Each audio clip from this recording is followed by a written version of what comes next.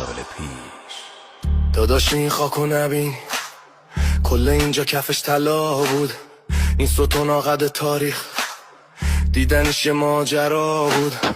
اینجا تخت جمشیده، آدرس کل دنیا، حکم کل پادشاه میشد اینجا امضا.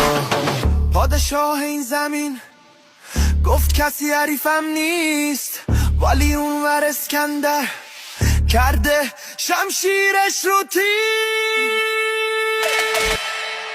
داغ‌تر از آتش آتن داغی است که بر دل داریوش آهن گذاشت. ارتش پارس قدیم آتن و سوزون، پای اسکندر رو به اینجا کشوند. خنجر رو کوبید وسط نقشه، لشکر رو چیدش واسه حمله. به زودی دودمان مردم پارس را آتش خواهم زد. رسد از دریا مثل یه توفان، پاشو گذاشتش تو خاک ایران.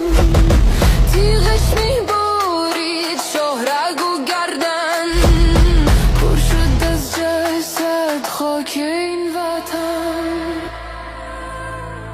فرار داریوش شاه بزدل و انتقام من زخمی است ماندگار بر تن پارسیا. خودی ها زدن خنجر از پشت، فرار داریوش نگیر ایران و پشت.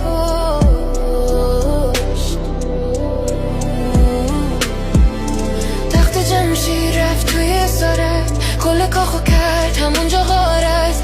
آتیش زد و برد هرچی که بود و سوزون تو یک شب تاریخمونو.